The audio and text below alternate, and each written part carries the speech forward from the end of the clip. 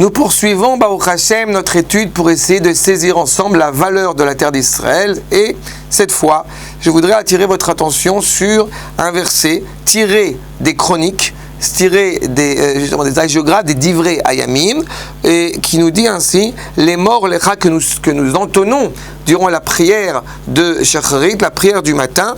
Ainsi il est écrit les morts lecha, je te dis, eten eretz Canaan, à toi je donnerai la terre de cananéenne, Chevel Nachalatchem, comme en guise justement de votre héritage.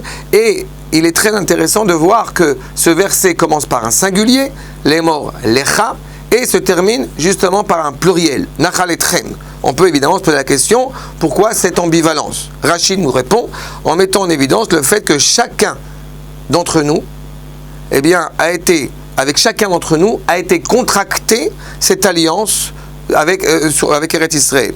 Le Rav Kook va mettre en évidence le fait que la terre d'Israël n'apparaît pas justement a priori à un individu, elle apparaît au peuple. Mais si certains pourraient imaginer que la terre d'Israël est très sympathique, mais elle ne me convient pas, répond le verset des Chroniques, certainement pas.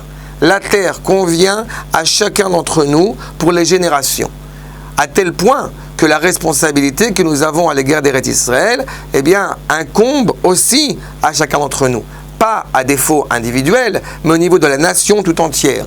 Il y a une anecdote que j'ai souvent entendue sur un guide qui devait répondre, un guide touristique qui devait répondre à un groupe de touristes sur le fait que peut-être pourriez-vous abandonner un centimètre, une partie de la terre d'Israël pour essayer d'avoir la paix. Et le guide touristique a une réponse assez cinglante, mais à la fois exceptionnelle, dans la mesure où il a mis en évidence le fait que cela serait éventuellement une grande question à laquelle il est souhaitable de réfléchir.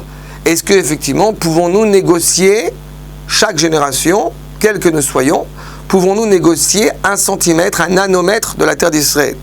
La réponse du guide a été la suivante. C'est une très bonne suggestion.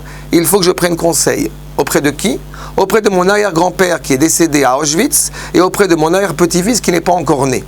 Cela veut dire que quand justement nous mettons en évidence dans la liturgie du matin le rapport que nous avons à l'égard d'Eretz Israël, cette terre convient exclusivement à chacun des membres du peuple juif dans cette responsabilité justement collective. La vie de chacun, au bout du compte, en dépend, comme la vie du peuple est totalement reliée à cette nourriture terrestre et céleste dont il va profiter ici en Eretz Israël. Le Rav Kook termine ses propos en disant « Akol matim bekivun elyon miyad Hashem » Tout provient, encore une fois, d'un point de vue de la justice supérieure, d'un point de vue d'Akadosh Baruch Hu. Eh bien, cette terre convient, l'air de cette terre, la vitalité de cette terre convient à chacun d'entre nous. Cette terre, justement, où le cœur de chacun d'entre nous est présent, et c'est cela, justement, qui va renforcer l'abondance de notre peuple et la fertilité